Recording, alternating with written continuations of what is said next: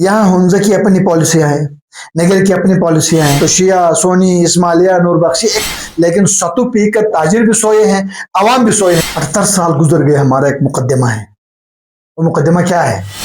या कश्मीर तरस का या आज़ाद खुद मुख्तार असम्बली आईनी हकूक से महरूम रखा है, उसमें पॉलिटिकल जमातें भी बराबर के हिस्सेदार हैं। हम किसी को ट्रेड करने नहीं देंगे।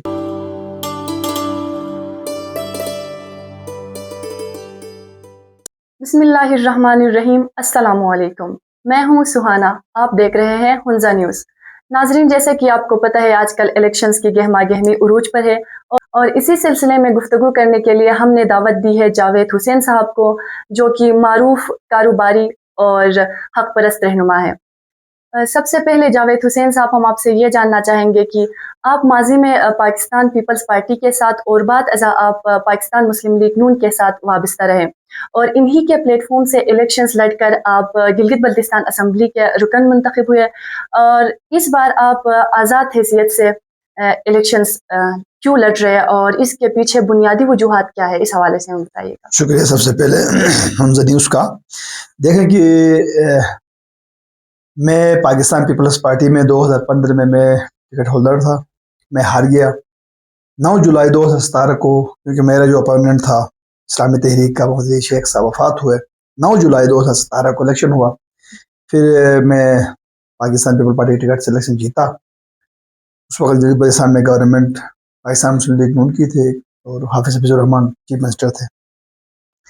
उसके बाद 2 इलेक्शंस हो गए। 2020 में मेरी कोई जनरल इलेक्शन में कोई डिस्क्वालिफिकेशन आ गई। फिर हमने अपने प्रेसिडेंट साबिका हमजा साहब को लेकर हल्के में गए, वो जीत गए। बाद में उस हल्का छोड़ दिया क्योंकि वहाँ से भी जीता थे। 21 में अपना जब इलेक्शन हो गया, मैं हारा और अपना इस्लामी तहरीक के कैंडिडेट जीत गए। देखें कि पॉलिटिकल जमातों के साथ लोगों की जो रवाबित होते हैं उसके कुछ वजूहात हैं। कुछ लोगों का नजरिया होता है कि मैं पीपल्स पार्टी का इस मंशूर से अपना मुतमईन हूँ, कोई नून के डेवलपमेंट से काम से। गिलगित बल्तिस्तान के जो हम पॉलिटिशियंस हैं, हमें उनके मंशूर से मुतमईन नहीं होना है। हमने ये देखना है गिलगित बल्तिस्तान के लिए काम कौन सी जमात अच्छी करे। अब उसके बाद मैंने, क्योंकि हाफिज हफीजुर रहमान और उनके जो हमारे लॉ मिनिस्टर थे औरंगजेब साहब, मीर साहब, सबके साथ ताल्लुक भी है, तो मैंने ज्वाइनिंग दी पाकिस्तान मुस्लिम लीग नून की। नून में मैं जिले का प्रेसिडेंट भी रहा। उसके बाद एक धरना शुरू हुआ सुस्त के अंदर, वो हुकूमत पाकिस्तान और रियासत के अगेंस्ट आला महला वो इशू जो गिलगित बल्तिस्तान के टैक्स फ्री जोन की या टैक्स की मूवमेंट थी। इस वजह से उन जमातों को मुझे छोड़ना पड़ा और अब मैं हल्का नंबर 4 और हल्का नंबर 5 नगर से मैं इंशाअल्लाह ताला आज़ाद हैसियत से इलेक्शन लड़ूंगा। इज्जत और जिल्लत अल्लाह के हाथ में है, मेहनत मैंने की है और नगर के कौम की, नगर के यूथ की, नगर के उलमा की, नगर की जो पॉपुलेशन है 1,20,000 की, उन सब की, बल्कि मैंने खाली नगर की नहीं, मैंने जीबी की, जहाँ कोई जीबी के लिए कोई मसला हो वहाँ मैं पहुँचता हूँ। इसके मिसालें मौजूद हैं। मैं देहामर के अंदर धरना हुआ, मैं चला गया नगर का वफद लेकर। चुकुरसन के अंदर हादसा हुआ जिलजिले का, मैं वहाँ पहुँचा। गिलगित बल्तिस्तान के जहाँ पर भी मेरे लोगों को कहीं तकलीफ होगी, मेरे कौम को, क्योंकि हम इस इलाके के हैं, तो मैं पहुँचूंगा। तो मैं उम्मीद रखता हूँ नगर की कौम से और नगर के उलेमा से, नगर के यंग ब्लड से, इंशाअल्लाह ताला दोनों सीटें में आज़ाद हैसियत से निकालने में कामयाब हो जाऊंगा। बाकी फेडरेशन की जमातें भी हैं, वहाँ मजहबी जमातें भी हैं, देखते हैं आगे हालात क्या होंगे। ठीक सर, तो हमारा अगला सवाल आपसे ये है कि अगर आप इंतखाबात में कामयाब होते हैं तो फिर आप किस सियासी जमात में शामिल होंगे और इसकी वजूहात क्या होंगी?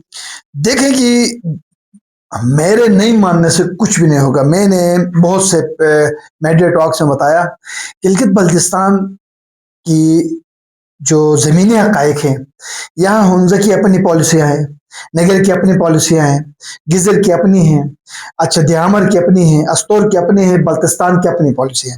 और साथ साथ इनसे निकलते हैं तो शिया सोनी इस्माइलिया नूर बख्शी एक हुजूम में हम हैं। यहाँ पर कौम परस्ती नहीं चल सकती। यहाँ जब तक आप फेडरेशन के जमातों के साथ अपने आप को कनेक्ट नहीं करेंगे, उस वक्त तक आपका निज़ाम नहीं चल सकता है। ये एक फैक्ट है, ये ज़मीनी हक़ाइक़ हैं। अब मैं अगर इंशाअल्लाह ताला आज़ाद हैसियत से इलेक्शन में मैंने जो है ना मैं जीता, तो मेरी जो प्रायोरिटी होगी वो पाकिस्तान मुस्लिम लीग नून की होगी। उसकी second priority Peoples Party, IPP, जितने भी जमातें हैं, इस्लामी तहरीक, MWM, जो भी होंगे, मैं उनको वोट कास्ट करूंगा। लेकिन उसमें जब मैं जीत के आऊंगा तो कौम से मशावरत करके मैं नगर का एक चार्ट ऑफ डिमांड दूंगा। नगर के डेवलपमेंट, नगर की इस वक्त जो पसमानदगी है, नगर के हेल्थ सेक्टर, एजुकेशन, अपना जो अपना एनर्जी क्राइसिस, बिलखुसूस हल्का नंबर 5 के जो सास वैली है वहाँ एनर्जी क्राइसिस है, और अपना गनिस से लेकर होपर तक जो रोड है, उनके अपना हिस्पर का रोड है, इधर हमारे फौर में जो रोड्स के मसाइल हैं, कॉलेजेस नहीं है, यूनिवर्सिटी कैंपस नहीं है, ये सारों का मैं एक चार्टर ऑफ डिमांड नगर के हवाले से बनाऊंगा, और उस चार्टर ऑफ डिमांड का नाम होगा अपना नगर की तामीर और तरक्की। जो जमात उसको फुलफिल करेगी मैं उस जमात को वोट दूंगा। जैसे कि आपने कहा ना कि आप नून लीग के साथ शामिल होंगे, जैसे कामयाब होते हैं तो इनकेस, तो फिर आपने तो लेफ्ट की आईने से छोड़ा है पाकिस्तान मुस्लिम लीग नून को, फिर क्या वजूहात ऐसी होंगी जिस वजह से आप नहीं, देखे कि इसको बिल्कुल करेक्ट करें, मैंने कहा मैं शामिल नहीं होऊंगा, मैं चीफ मिनिस्टर गिलगित बल्तिस्तान का वोट दूंगा। अच्छा। इस जमात को, इसमें वजूहात क्या होंगे? वजूहात ये होंगे कि क्योंकि ये कमिटमेंट हमारे मोहतरम हफीज साहब से है, अगर हाफिज हफीजुर रहमान गिलगित बल्तिस्तान के चीफ मिनिस्टर को उम्मीदवार बनते हैं तो मैं उसको वोट दूंगा। अगर वो उसको मौका नहीं बनता है, मोहतरम अमजद साहब के लिए चांस बनता है, या अपना गुलबर साहब के लिए, या इस्लामी तहरीक का जो भी कैंडिडेट होगा, तो क्योंकि इनके अलावा फिर आप मुझे बताएं कि मेरे नहीं देने से कोई फर्क नहीं पड़ेगा। नाजिर साहब 4 दफा आ रहे हैं, अपोजिशन में बैठते हैं, कोई फर्क नहीं पड़ेगा।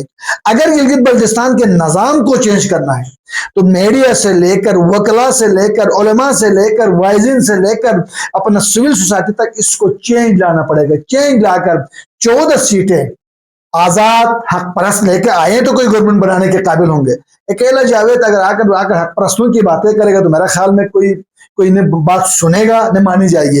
तो वो जो हमारी जो तरजीहात होंगे फेडरल की गवर्नमेंट से, जो नगर के लिए ये इकदाम करें, नगर के अंदर जो मसाइल हैं जो मैंने जिक्र किया, हेल्थ में, एजुकेशन में, अपना टूरिज्म में जो मसाइल हैं, वो जो जमात बेहतर हल कर सकेगी, लामाला हमारा झुकाव उसकी तरफ होगा। तो जावेद हुसैन साहब, आपके ख्याल में वफाकी सियासी जमातें गिलगित बल्तिस्तान के साथ मुखलिस है?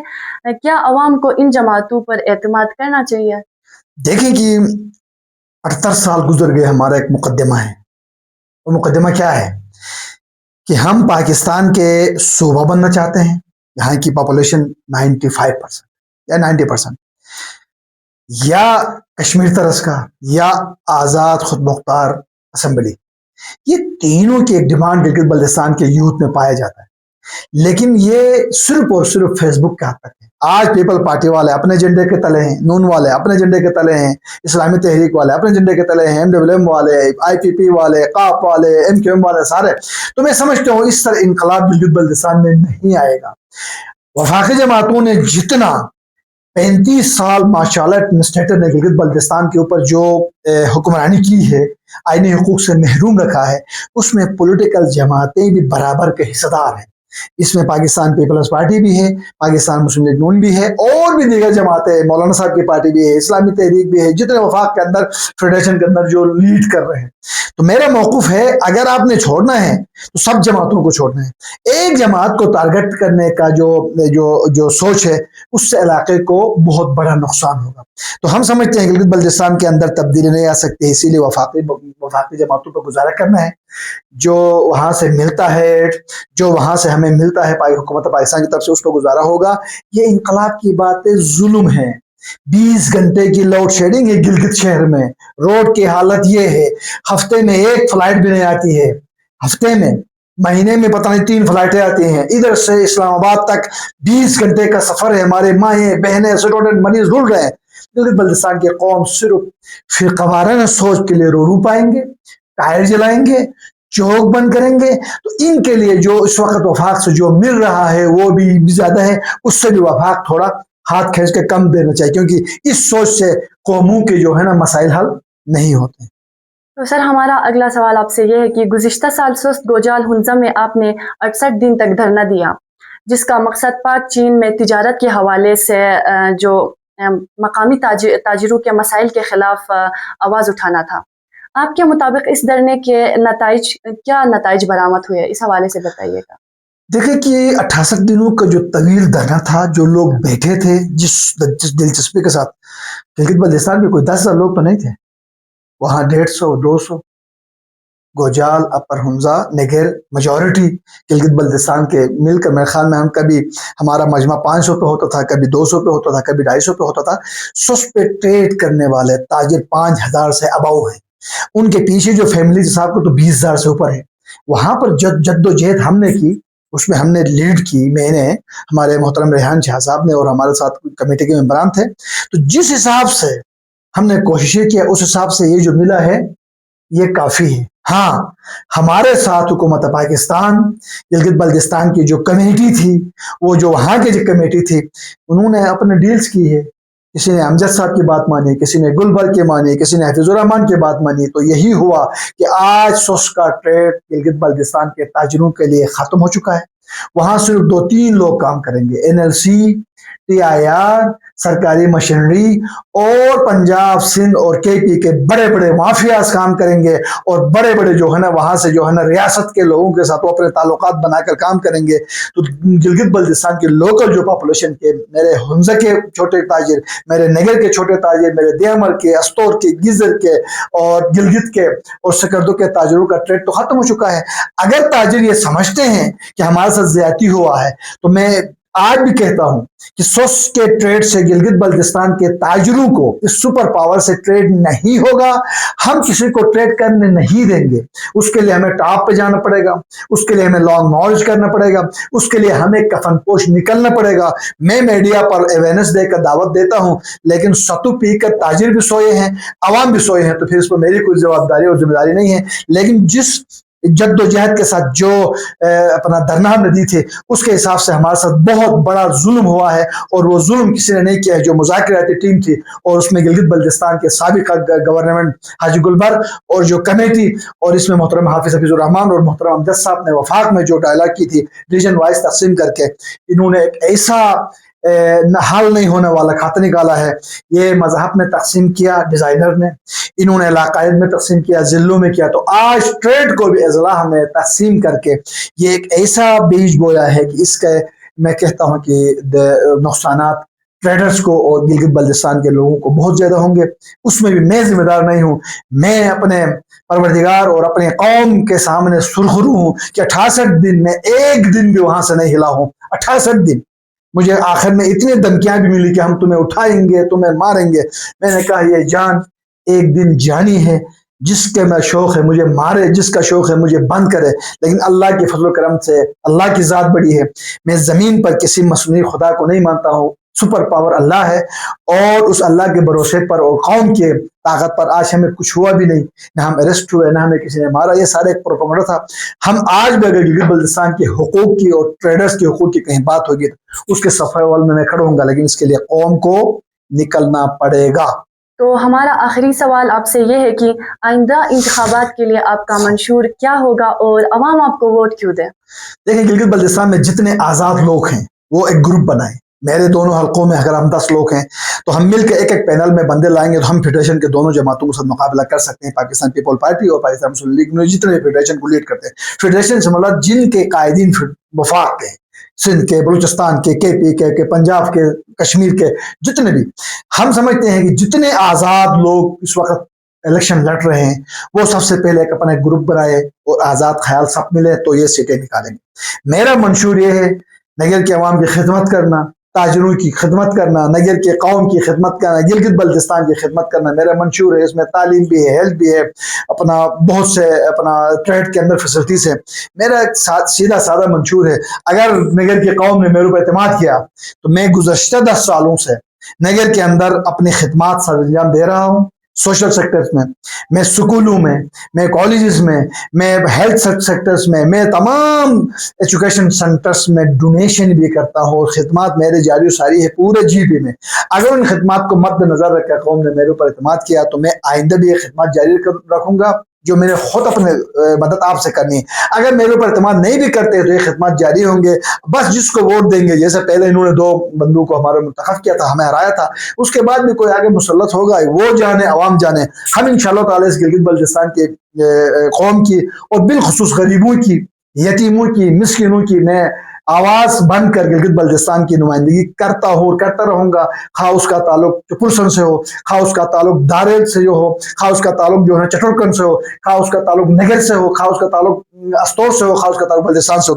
انشاءاللہ تعالی امید ہے پروردگار پر اور نگر کے غیور قوم، علماء، اکابرین اور سوشل اپنا ورکرز اور تمام یوتھ کا کہ وہ انشاءاللہ اس طرف ہم مجھے جتائیں گے تو آئندہ ہمارے خدمات جاری ہوں.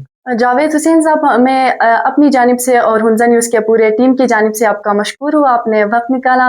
تو ناظرین، ملتے ہیں اگلے پروگرام میں، تب تک کے لیے ہمیں دیجیے اجازت. اللہ حافظ.